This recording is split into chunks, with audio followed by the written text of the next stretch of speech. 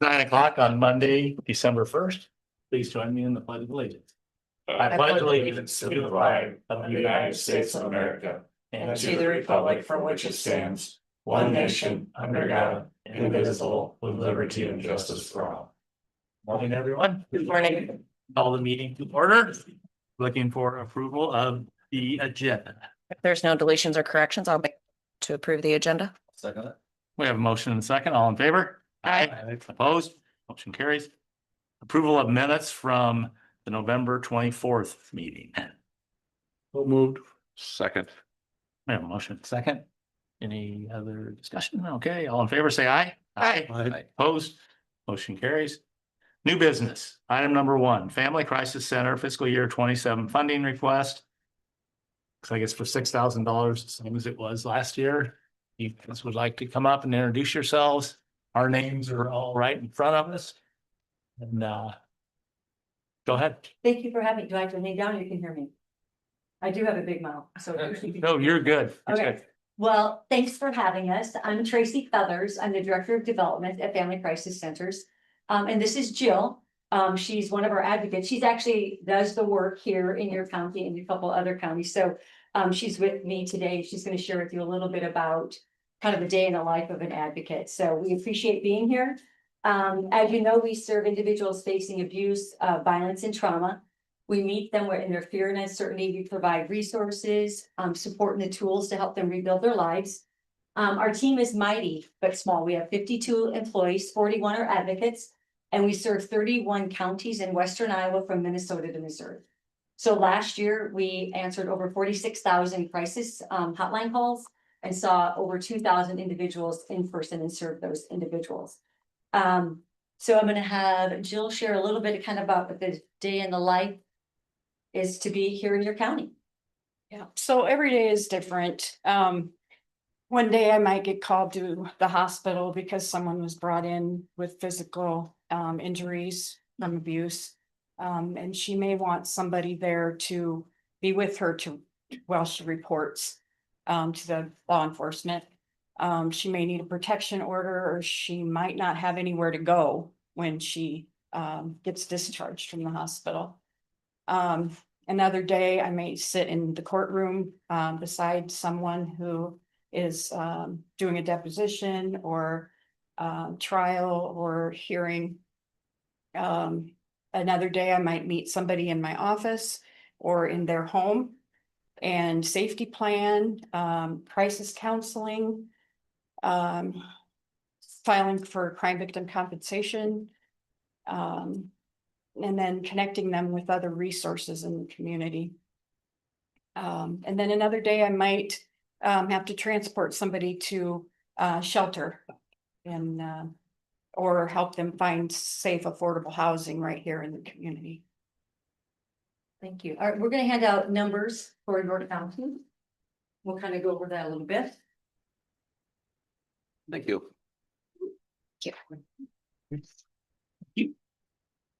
No, if you need extra, just be case or. I think that's okay. All right, thank you. Go on. You can try and get one to. I'm teasing. So this is just really a quick glance. Our fiscal year ends the end of September. So for we had over 51 clients we served with domestic violence. And that Jill talked a little bit, that could be somebody who's actually, fleeing violence at the moment. It could be somebody that knows they have to stay, and we're going to help come up with a plan for them to stay safe at home or at work. I always say we help individuals with basic things that most of us take for granted: food, clothing, shelter, and transportation. A lot of times when somebody's fleeing violence, they have the clothes on their back and whatever their kids can gather. It's a very frightening time. Homicide and violent crime is pretty much what it is. We help individuals who have been family members who have passed away from a violent crime. And it's anywhere from having to go to court. If any of you have, it can be a pretty scary experience, but when you've lost a loved one, it's really hard. So we help them apply for victim compensation. And we're there for that whole trial experience. The medical clinical outreach is really important. A lot of times abusers track their victims, and that could be by their phone, could be their car. So typically going to the doctor appointment or a hospital appointment is usually safe And that is where we actually can sometimes really work with that victim to help them with what they need, and it's not being monitored, so it's a really safe space. Housing, Jill mentioned that a little bit.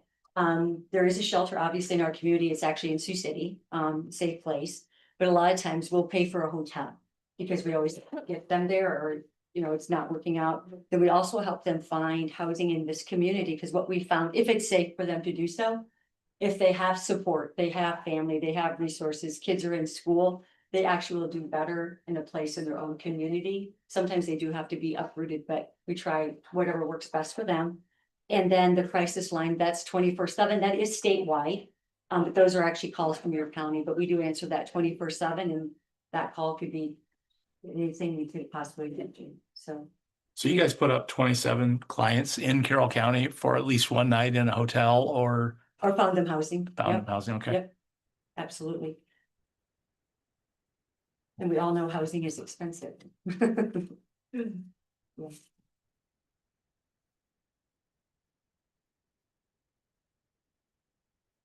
Board have any questions? Yes. And what was the funding request? I'm sorry. For 6,000, as we Okay. asked for in the past. Our budget is 3.75 million annually. 65% of our funding is state and federal grants, and that's restitution money, not taxpayer dollars.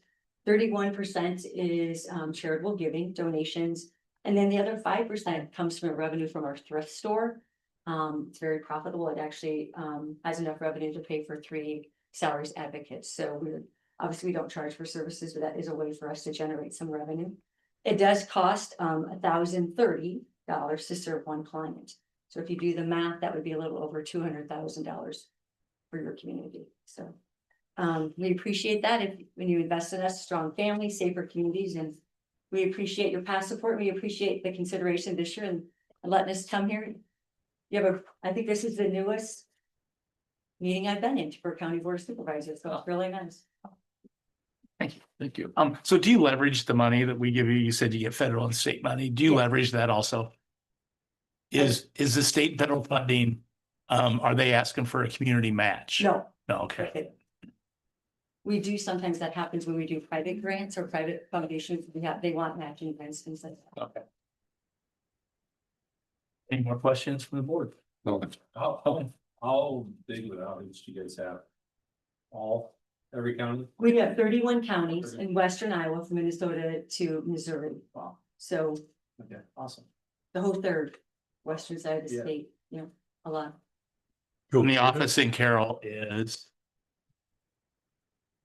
right across the street still, Yeah, by the brewery, kind of. yeah, Okay. Yep. gotcha. All right. yep, sure is. So you go clear to Missouri border then? So most of our advocates, so like Jill lives in Lake City. So we actually have advocates that live throughout our 31 counties, because we can respond to a call within an hour. So a lot of times, we obviously don't have offices in every county, that would be too expensive. And so our advocates really serve where they live. We have an advocate who lives in Council Bluffs, so she covers that area. So we have them situated throughout the 31 counties. How many advocates do you have again? We have 41. 41 advocates, okay. For 31 counties. 30. Right, and that counts 10 of them who answer the phone only, so really that's about 31 advocates for 31 counties, so they obviously have to cover more than one county. So you're spread pretty thin then. Yeah, exactly, we do a lot with a little, right? That's Yeah, what, so that's what we all do, right? That's what you guys are doing every day. That's a good You're thing, doing a lot yeah, with a little, yeah. and Most of the phone calls you get referrals from sheriffs and police department, law enforcement, I should say. you know what, we get a variety, so we actually have law enforcement that call us and say, we need your help, because really their job is obviously to investigate, is there a crime, what was the crime, and sort all that out. And our job is to support the victim. We had a police officer call us in the middle of the night, of course it was snowing, and there was a mom and 5 children who had to leave immediately. So our advocate went, transported them to actually safe shelter in Sioux City. She was there for about a month. We brought her back to Sioux County. We do have a condo that we own that's in a secret location. Kids were doing well, teacher, great support, which was wonderful. But dad kidnapped mom over the weekend. About a month in, she did escape. So we did have to move her to a new location. And what we found out is dad was paying for the cell phone bills of the children. And so he could track where she was.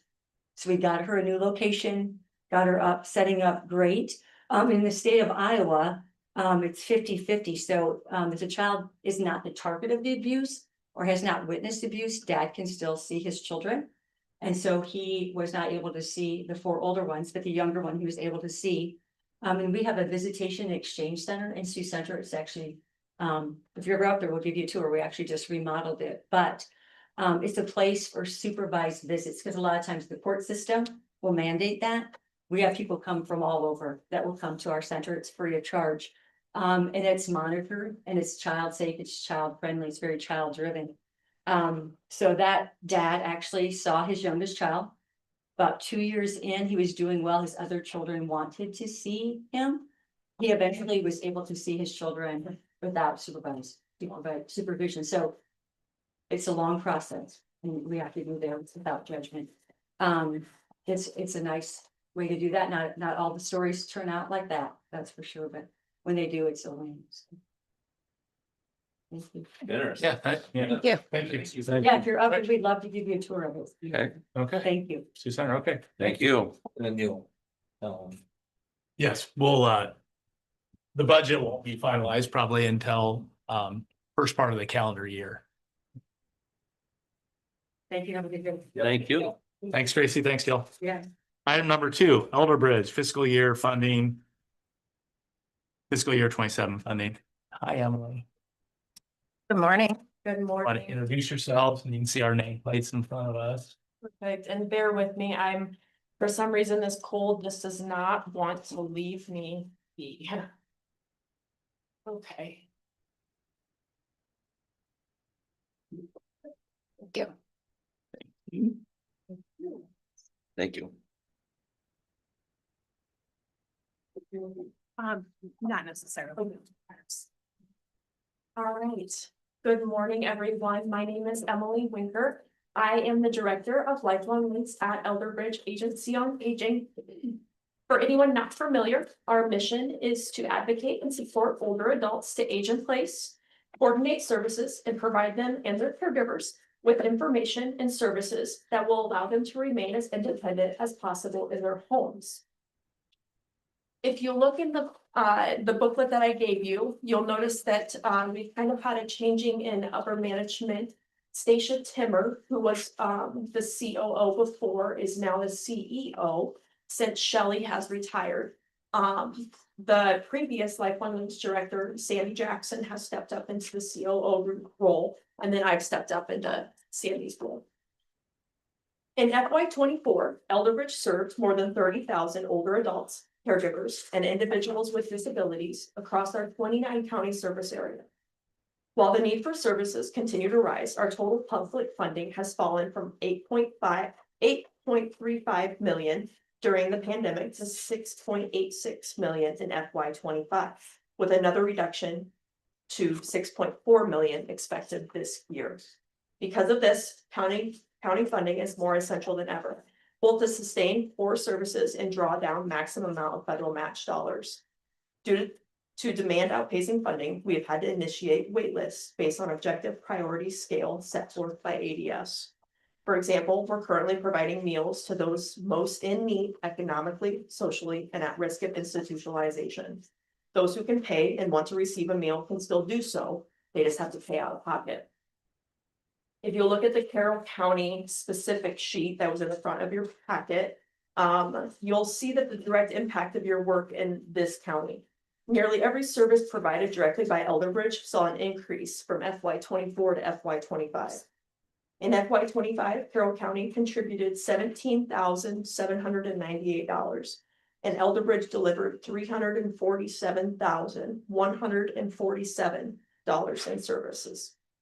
This is a 1,950% return on investment, or a $19.50 in services for every dollar of county support.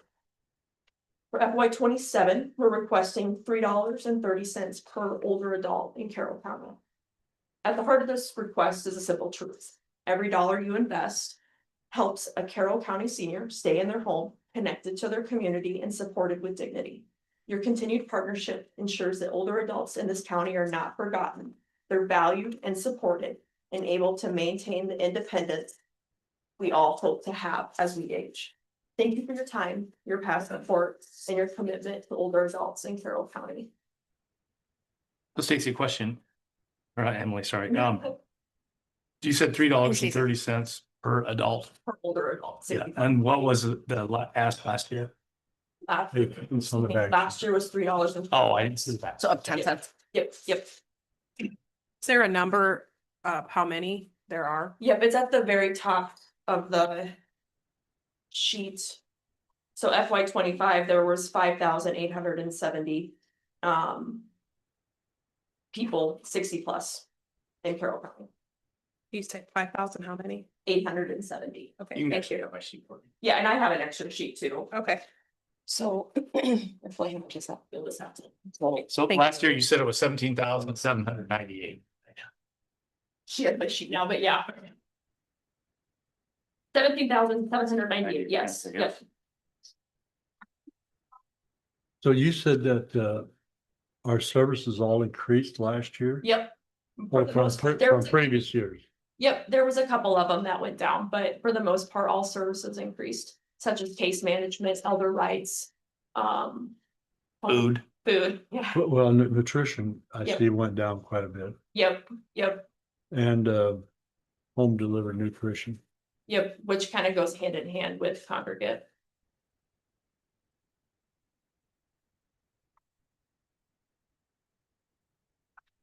Well, I tell you, I've been on this board for many years, and this is always the one that get the best return on our buck.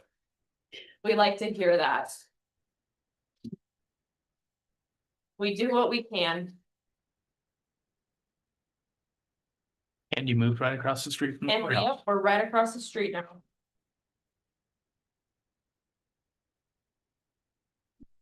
I So I don't have have no any, further. I don't have any Yeah. questions. Yeah, Okay. no, I think we all know what you do, or Mark is the newest board member, but yeah, it's phenomenal what Nope, I know you you do got for it. the Look it up last elder year. population. I would agree. Very good organization. Yes, Okay. thank you, guys. Thank you. Thank you. We'll be approving the budget like Thank they. Courtney, what's the final day that we have to approve the budget? You have to have it submitted. March 31st. Okay. So hopefully in February we approve. Okay. Okay, Sounds good. thank you. Thank you. And number 3, Yeah. RSVP fiscal year Yep. 27 funding request. Hi, Stacy. Hi, Stacy. Thanks, Stacy. First of all, I like to, excuse me, I'm battling the same thing Emily had, so, you know, she's up the hall, I think. I was just gonna say, But you guys share the Thanks almost for same getting it office. together. Yeah. First of all, I want to thank you guys for taking the time to hear me this morning. I know it takes time out of your schedule to meet with all of us and give us the opportunity to talk about our agency, so I do appreciate that each year. Once again, I'm asking for level funding of $9,000. We've been asking for that same amount of funding since 2013. When we look at costs to our budgets, I don't necessarily like to look to ask for more taxpayer dollars. I try to look for other ways to increase our programming. Thank you. Well, thank you. I still appreciate your support. That $9,000 helps to leverage the $122,500 federal grant that we get. They do require that local buy-in. They want to see that there is some buy-in to that grant money. We also get $14,968 in state money. That funding level stream is going to be changing over the next 3 years. Some of the funding was based on legacy numbers. And I actually was able to work with a committee on the funding on the Iowa code to right size that. Right now, our program is the 4th largest in the state of Iowa. We're ahead of Polk, Dallas, and Warren County when it comes to number of volunteers and volunteer service. So that You're says, 277 still. I'm at 323. I ran a new report this morning. Last time you told me it was 277. Yeah. Awesome. Yeah, we're at 323. So when you look at the impact of volunteer opportunity, we have more people per county in our service area volunteering than we do in some of the largest counties in the state.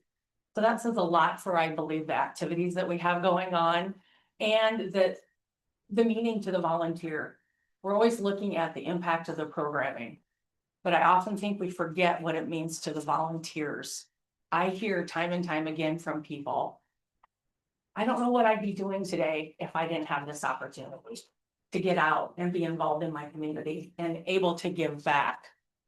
We currently have pen pal program going in schools, which is an education program for third graders. It's a letter exchange program. We have 130 students this year that are participating. We have our Speak Up program, which is a public speaking program. That has been going for 28 years. Glen Ralston is our longest running school with that. They were the first school to jump on board when we started that. I can tell you the kids love it. They do, they do. It's surprising to walk into the room. Normally, I'm always expecting to hear, oh. But it's like, oh, and they're excited to see the volunteers. And I think it's because it's someone coming into their classroom that's not their teacher, that's telling them the same thing over and over. And they get to interact with other adults in the community. And then I hear the same thing from those volunteers, what it means to be able to give back to the students and see them progress and improve. As we all know, what I'm doing today, public speaking, we all need to probably have some refreshers on that. And 5th grade is a great age to start that. It's kind of that age where you're starting to grow up a little bit. And to get this nice introductory program in there, I have been told multiple times from schools how much it impacts their students. Obviously, or we wouldn't have a school that's still doing it 28 years later.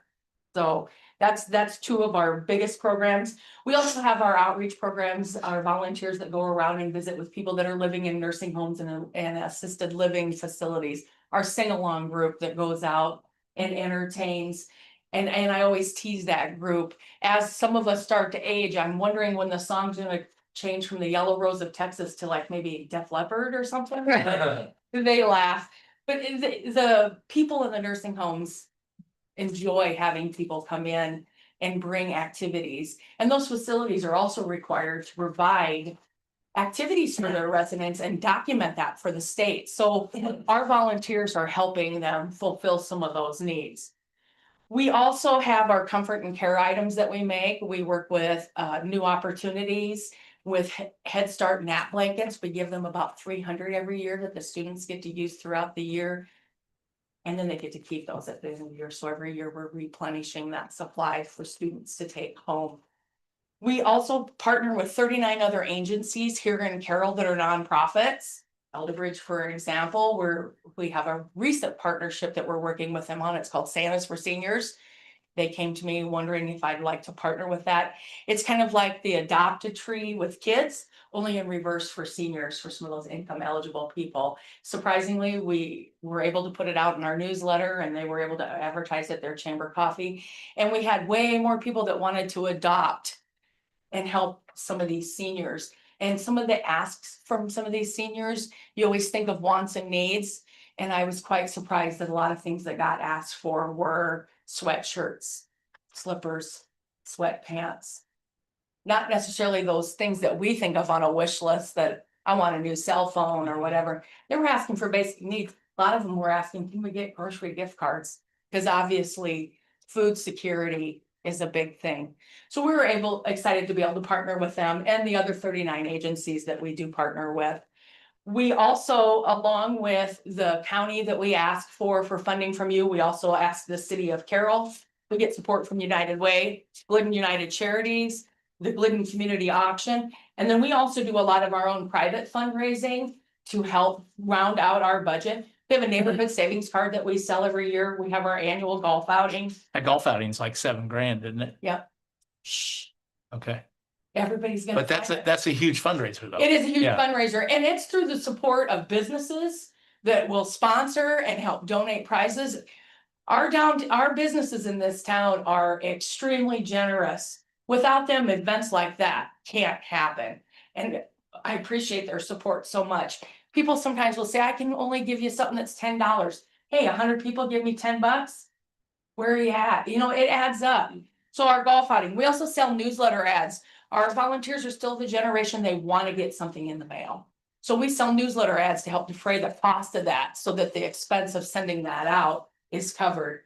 And then we have our annual holiday sale that we do that'll be going on this week. We sell a lot of our homemade quilts. We have a spin the wheel raffle and other things. So we look at rounding out all of our funding with our community dollars with some of the things that we do on our own. And as I said, one thing I didn't point out, the pen pal and speak up programs. We don't pass any of those costs on to the school. Last year, that program cost us $12,800. So those fundraisers and other private investors that I'll write small grants for help fund that. People don't realize the cost of that till you start looking at the materials, and everything that goes along with that. And we're not gonna ask any schools who have tight budgets now for any funding or pass any costs on to volunteers. We don't want it to be an expense for a volunteer that thinks, I can't write letters because I can't afford postage and stamps and envelopes. So we try to supply all of those things so that we can be all inclusive. Anybody have, I sit on the board, so I don't really have any questions. I see every 2 months we meet and I know what's My going on. sympathy to you for that. And I attend the senior fun day. What'd you say, Gene? I didn't hear what he said either. My sympathy to you for, Oh, simple. Oh, No, it's very, very good no, program. I'm just kidding. and like I said, your funding helps leverage those federal dollars. Without it, they would not get the grants. It's neat to hear those kids enjoy those pen pallets. That's Yeah. pretty neat. Oh, Got yeah. 2 kids in the program. Emery did the pen pal and she also did the speak up Yeah. this last year. Awesome. No, you guys do, Casey, you do thank good you. work over there. Well, we do the best we can with, I always look at our budget and you look at our total budget of 167,000. We do a lot with that when you were looking at, we're paying for the whole shooting match out of that. You do. Our budget is less of what some people's salaries are, so. Like you said, the small businesses that like to donate prizes to your fundraisers are incredible. Or the ones that give an offer on our neighborhood savings card. I mean, Yeah. they're offering those things so that we can do that. And we're not the only organization that's asking them to do those things. So I appreciate anything we get, and some businesses can do every other year. And hey, I understand that, but I appreciate it. And I know my volunteers appreciate it. I always ask them, please tell those places thank you when you see that you're in there. Then let them know that you appreciate their support, because without them, the program wouldn't be done. Well, I've always said Carroll County is very giving county. It is, You and look at all the things volunteers that of this go- there too. I mean, look at my numbers when I say. The Dallas Polk and Warren program has 184 volunteers. We're more than double that size. So when you look at that, it says a lot for our community and what people see as important and what they want to give back. There's still or is that foster parents that used to have an income guideline on it? Right, that was foster. But yours don't have that. does it? There are no, you gotta be 55. 55 and want to 3 volunteer. years, I'm gonna sign up and actually be on the board and be a member. I had a little I bit can't too. wait. I can boss him around. I want Somebody to. needs- Call and tell him. Thank you guys. Thank you. for Thank your you. time. Thank you very Thanks. much. Thanks, Stacy. Be in touch after the first of the year. All right, sounds good. Okay. Thank you. Item number 4, Historical Society fiscal year 27 funding request. I don't see Barb. Yeah, I was giving everybody about 15 minutes, so she Okay. might not be here yet. That doesn't mean neither one of you two need to come back up, but. We'll skip on to item number 5. Approved plats. We have one requested by Rick Grody, owned by John C. and Doreen M. Grody Revocable Trust on Ivy south of 220th. I'll make a motion to prove that plat. Second. We have a motion and a second to approve the Grody plat. All in favor, say aye. Aye. Opposed, motion carries. Item number 6, Courtney, you're looking to set a public hearing date for the last. Is this gonna be the last one? No. This is the This will first be the one. first one. Yep. Fiscal 26. It may be the only one. Yeah, I'll just review it over some of the expenses real quick, and if you have questions, stop me. Make sure my mic's on. Okay. So I'm gonna go off the sheet that basically lists the expenditures, not by service area, but by fund, because I think that'll make more sense. So the first one you see is for the ambulance monitor. We paid for that out of the general fund, but it's actually a capital expense. So we're just moving it from the general fund to the ambulance capital fund. So you'll see it down below at the. Is that part of the opioid thing we have to No. have? No, this is No. different. This is different. I believe it's going to be for the new ambulance that they'll be yes, getting. he got a discount if you bought it early. Okay. Okay, so it's basically giving it back to the general fund reimbursing the general fund and then deducting it out of his capital fund. The next two of them are for the panic buttons and the door system here at the courthouse. Those have been spent out of the general fund. They were not budgeted for. And we are moving those from the general fund to local option. Those expenses. Safety committee one.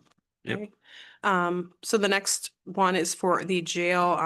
I don't know if you remember when he was in here, he said that they were getting a new jail supervisor due to a retirement. And he's gonna move and have an assistant jail supervisor along with a supervisor. So this is, the 5,000 would pay for the increase in salary, and then below in the supplemental, you'll see the FICA and IPERS coming out of there. Is this 112,000? That's Hmm? what that money you're talking, Um, I'm on the wrong page or line there? The Oh, 5,000. they've used this page. Oh, I got, they didn't get that one, okay, gotcha. Then if you move down, we've got some juvenile expenses, unfortunately. Court and attorney's fees, those have been significantly higher than what we budgeted, so I'm putting 10 in there. Juvenile detention, significantly higher than what we budgeted for, unfortunately. And that may still be need one more. It might, so we've got 20,000 going into there. Supervisors dues and memberships, need to put a little in there. There was just more in some membership fees than what we budgeted. Attorney court subscriptions, that's something that comes out automatically, and I just looked and they're not gonna have enough to cover the end of the year. So that's just another $1,000 to put in there. We talked a little bit about the FICA and IPERS for the jail assistant supervisor. Workers' compensation insurance, unfortunately, ours went up significantly, more than what we budgeted. So I'm putting 10,000 in there to cover that cost. Moving down to basically That, Courtney, is that ICAP or IMWCA? it's IMWCA. Moving down to non-levied funds, local option, we got the two first ones are where we're paying, or we're taking that expense out of local option rather than the general fund. The other two below that are funding requests from Manning Park Neighborhood Revitalization. We were notified that they received their grant.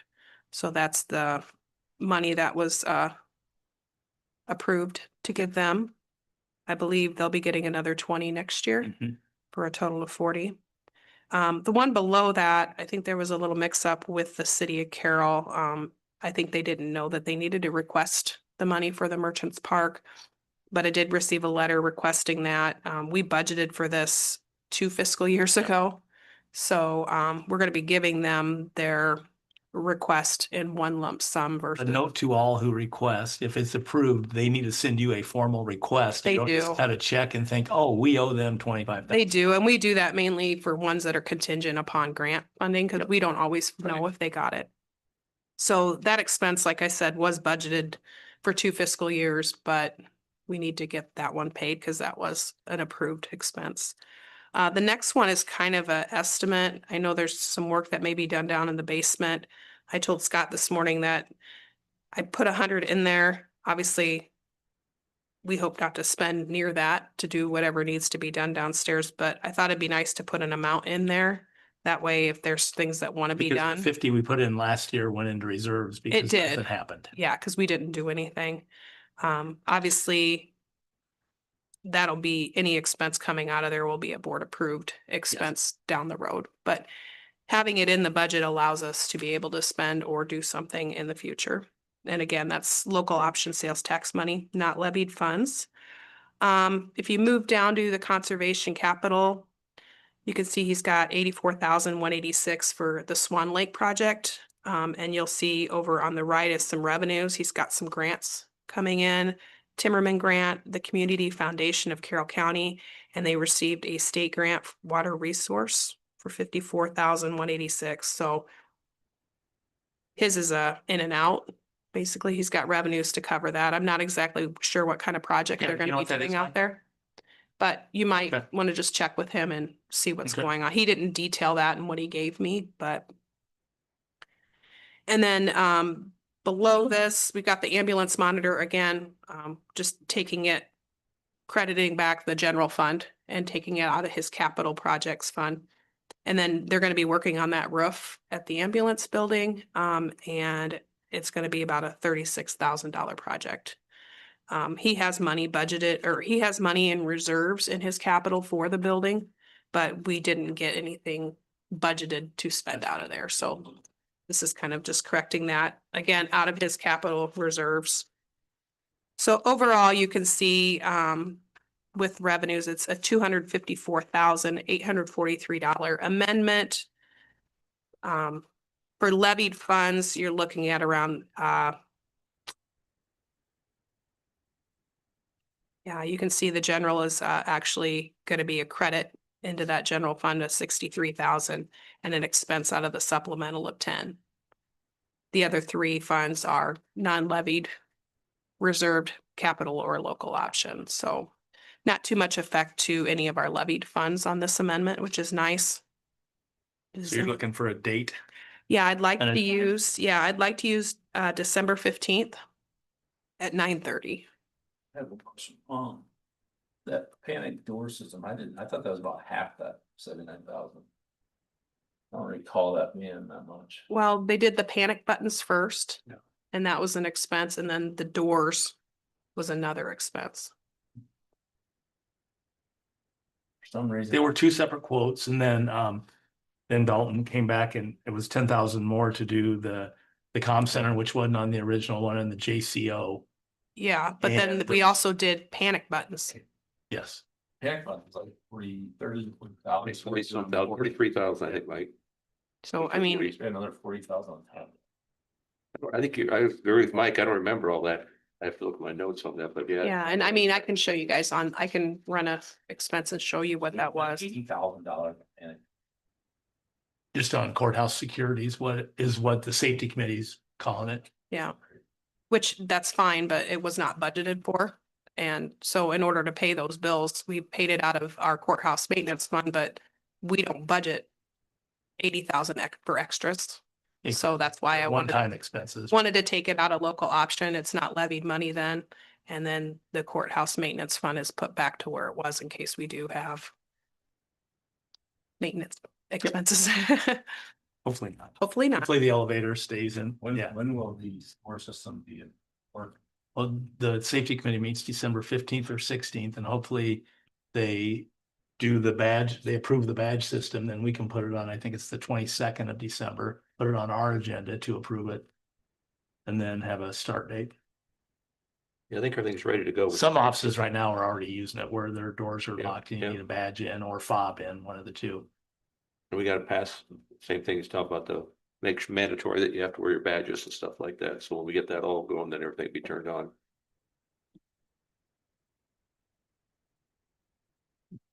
So I'm looking for a motion for somebody for December 15th at 9:30 for our first public hearing or our first budget amendment. So moved.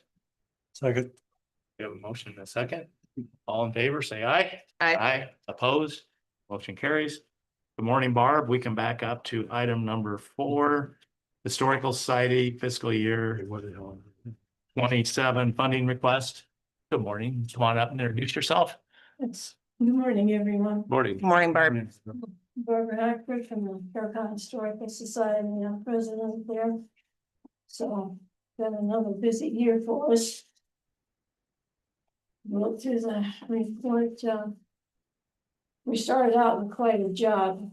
That part of the ceiling fell in the east room of the basement, and the city went after that. By the time they were finished, the whole east wall had to be replaced. So that was something I wasn't prepared for. The main problem was the cleanup afterwards. They were very good at the plaster and that, they cleaned all that up, but everything, in spite of it being covered, had a little film of dust on it. So we were vacuuming and dusting everything in there. And it spread through the entire basement, so cleaning and dusting everything, which admittedly should have been done anyway. But yeah, and that was quite a job, but it gave me a chance to rearrange a few things, reposition things, so that was the fun part of it. look like we have more room down there.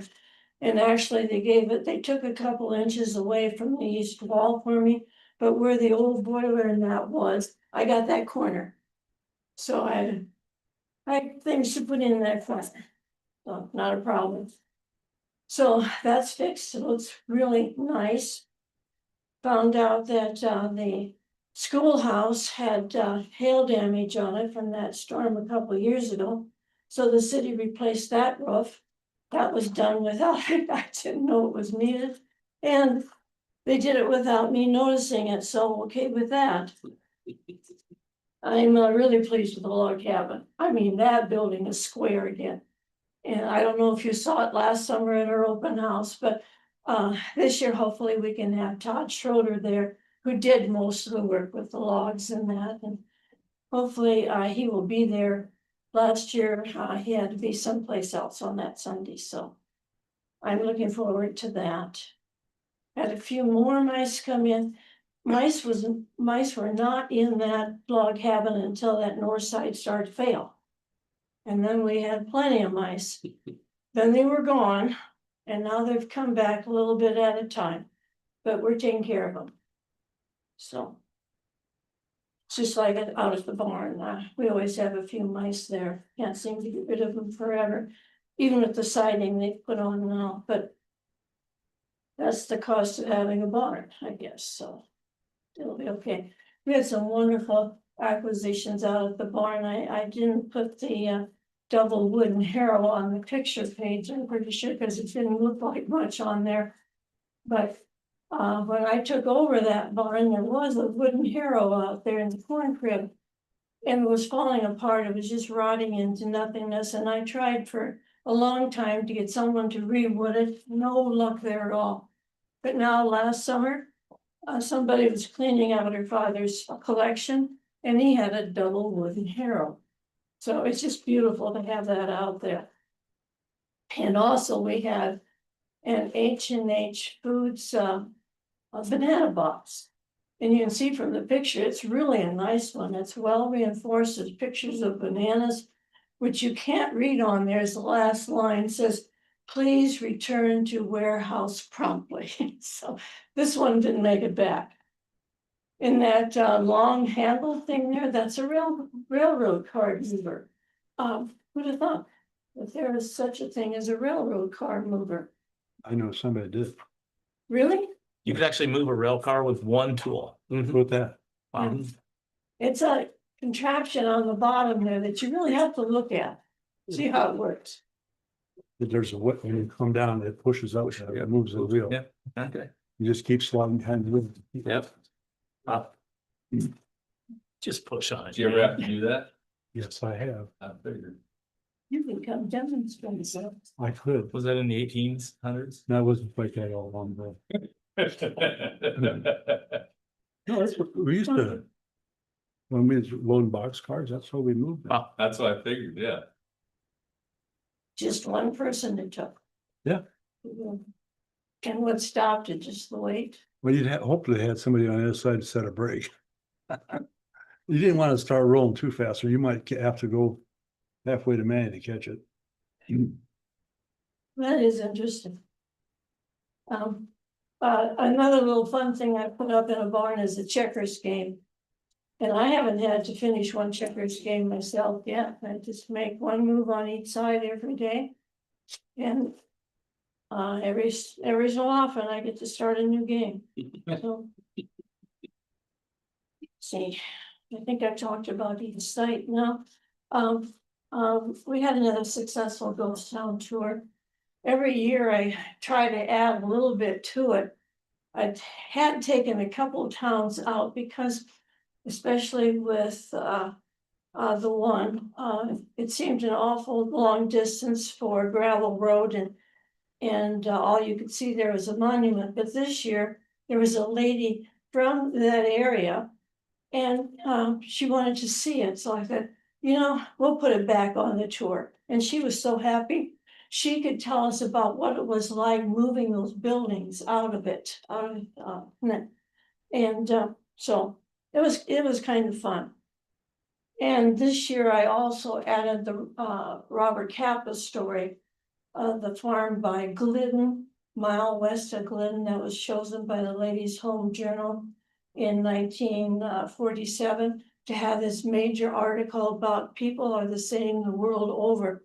And they chose Robert Kappa to take the pictures for the story.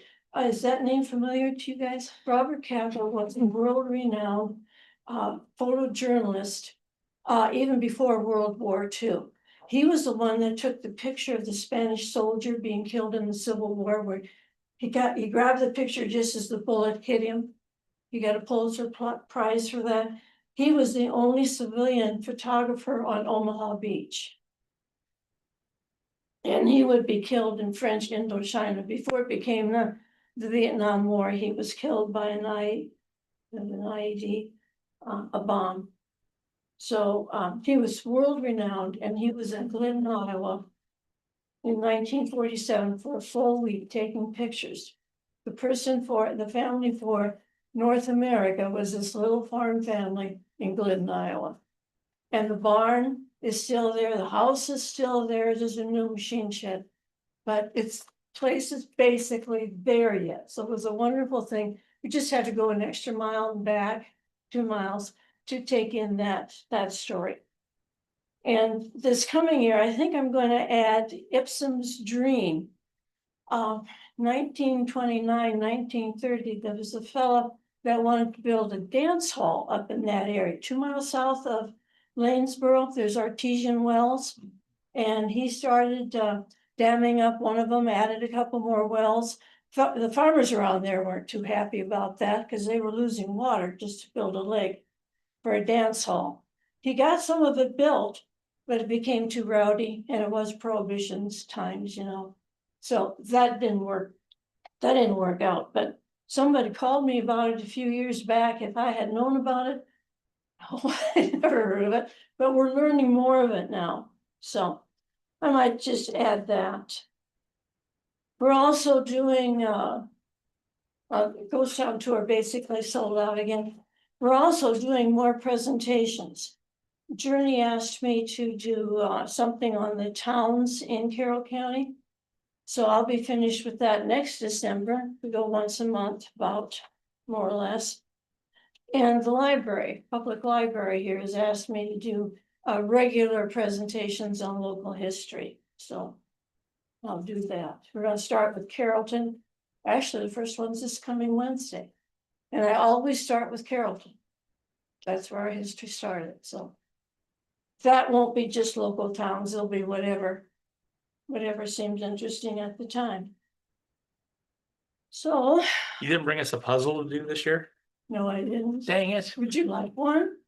No, that last one kind of stumped us there was a few of them that were pretty tough. So this year you're asking for 5,000. Last year you asked for 4,000, and we did award the 4,000 last year. So anybody else have any questions? We talked about that quite a while. And they were adamant that we should be asking for more.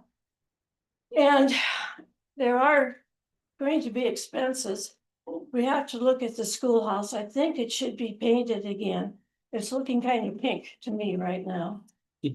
And the east side does have some paint missing, so that has to be addressed. You never know. It's gonna come up. Anybody else have any questions for Barb? Yes, Thank you. Like I said, I wanted ghost town tours 2 years ago, and it was fun. There's more to it now. That's what, yeah. I'm gonna The sign up for artesian it. well. I'm gonna sign up for it too. It looks very interesting. It's, yeah. Sign up Yeah. early because the tickets do go. Thanks for fast. all your help, though. That's awesome. Thank We you, had a Barb. group that came, they bought 10 tickets, 10 people came, so, Awesome. All righty. Thank you. Thanks, Barb. okay. Well, thank you. Appreciate it. Well, Our budget should be approved probably February.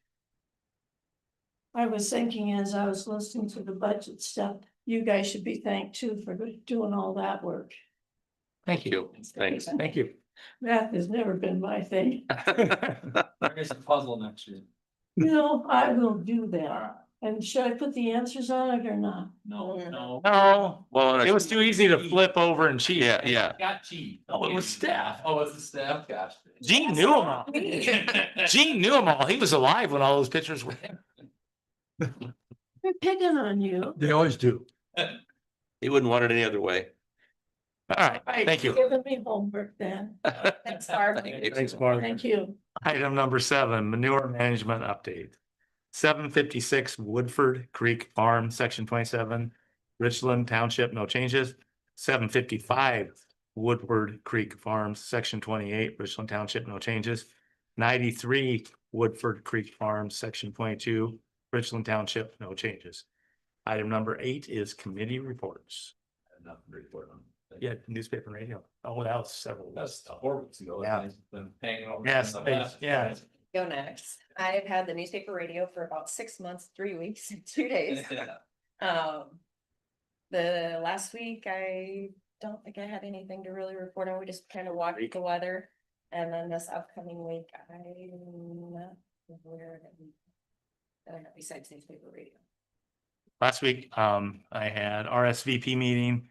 I did do a conference call with Laverne Dirks and Courtney about the unneeded mailing. The cost of that was $14,000 that the county had to pay over the last 2 years to mail those unneeded things out. Anyway, he's on the League of Cities. Laverne Dirks is now a voting member on that, kind of like Stephanie is on ISAC legislative priorities. So he's going to push to get that undone. What's like unneeded? What? Well, it's confusing. Courtney, go ahead and The explain it. first, Read the bill.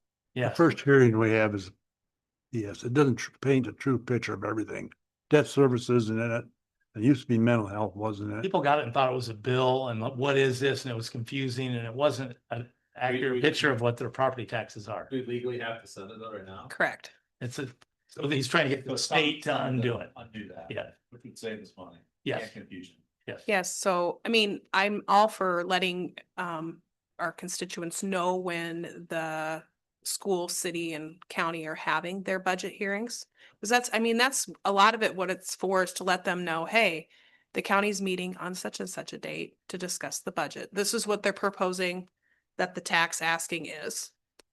And it has the school and the city on there as well, which is great, but for example, our budget, it has the general and the supplemental levy and the rural levy, but it doesn't include debt service, so it's not a true picture of what the taxes are going to be. And I'm not super familiar with the school and how they levy their money, but I'm guessing some of it's not included on the school one as well. And the city, they also have debt. So I'm assuming theirs isn't included either. And a lot of times by the time we get those sent out, they get to the person and the hearing has already happened. Yeah. So And the other thing is- legislature was trying to make it so that the taxing entities on property taxes had to be more transparent, but it muddied the waters instead of making them. it's transparent. confusing. I think if And- I'm all for letting people know, which we do, because it's a public notice. It goes in the paper, it's on our website, it's posted. And the other problem is, we had to provide that notice for cities and schools, and we paid the whole bill. So anyway, that was, Laverne Dirks wanted to know, so he asked if we could do a conference call. Monday night also was city council. Friday, I did talk to Zach about sending out a text my gov about the upcoming storm. Dalton did send one out, with Zach's wording. Saturday, I talked to Zach and Chris Halsing several times about the progress on the roads. And, Saturday I also drove around with EMA Director Jeff Cullen on the gravel and county hard surfaces. Sunday, I did stop out at secondary roads. They had one breakdown, was a motor grader, and they had a spare to replace it. I talked to Chris Halsing. Sunday, also working with Chris Whitaker to set a date for the open meeting, open record training. I think he wants to do it in January. And again, yesterday I talked to Chris and Zach about same thing, snow removal. This week, Zach, Darren, and Paul, Wednesday, Thursday, and Friday will be in Des Moines for an engineer meeting. And this coming week, tomorrow, Gene and I have CCGP meeting. Tomorrow or Tuesday, Yeah, tomorrow night, Pizza Ranch, ISAC District 1 meeting. I plan on going to that one in Boone. Thursday, landfill director interviews. I'll go out secondary roads, also look at claims. Friday, courthouse claims, chamber coffee is at Reuters Red Power. And then Saturday, I think we all got invited several weeks ago to a ribbon cutting at Chuck's Bar and Grill in Coon Rapids. Is the the new expansion on that one. That's all I have. Yeah. 2:00. Can you ask Chris Whitaker how he's coming with our ordinances? Yes, Okay, thank you. those were due in September, I thought. Yeah. Yeah, thank you. I'll do it. When you said his name, I'm like, Yeah, oh, no, I will. This last week, basically the railroad did finish the crossing on east side of Templeton. And it is about as smooth as a newborn baby's rear. So it worked out until you hit the washboard on the county side. I did have almost an hour conversation in regard to Storm Creek Bridge with a constituent and then also this morning was supposed to be DMAC Rob Dennison's retirement thing and that got canceled. Tuesday CCGP and also that Tuesday night is District 1 Supervisors meeting at Boone. Last week, talked to Courtney, we had to get some money or some numbers we had to have our opioid annual report was due, so I got those numbers, gave them to Maggie Polly, she submitted the report, and I think she's gonna do it from now on, Courtney, as far as what it sounds like. Got an email from Esteban, who schedules Tony Huffman speaker. He wanted to know what our status was. I'm still waiting on 3 schools to give me their okay. I would probably do some phone calls this week sometime to double. I'd hate to lose this guy. Sounds like he's pretty good. So we'll see what we can do from then. Jason Huffman applied for a grant for an E911. That grant was approved. So thanks for Jason Huffman for getting that done. I went down to Templeton on Friday, checked on the shed, and then like Gene said, that crossing, that is fantastic. And they just about got that shed finished. There was heat in there and they got the walls up, so it's looking pretty good in there. And then I approved monthly payables for a Region 12 hazmat team. This week, I've got a hazmat meeting in Fort Dodge. Jeff Cullen and I will run up there and attend that. As Scott said, chamber coffee at Readers, I plan on attending. And I think the ribbon cutting is at 10:30. They've got a small town Christmas that starts at 2, I believe. Okay, thank you. So I plan on going down there and see down in Coon Rapids on Saturday. So that's all I have going for this week.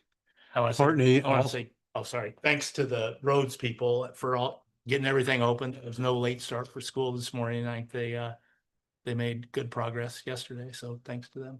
And then last week also, we send out those notices to Maple River? I'd have to ask Jessie. Okay, if she but anyway, I did take that up there to get that done. So, See how that goes next. yep. Okay, do we have any comments from those in attendance? Courtney, next week. Bill Day. Bill Day. As of now, then we have CASA. Yep. I think is central. It's I don't even want to guess what it stands for, but they have been here in the Abuse is past. that day. And then possibly Carroll County Growth Partnerships as well. All right, looking for a motion to adjourn. So moved. Second. We have a motion and a second. All in favor, say aye. Aye. Opposed? Second.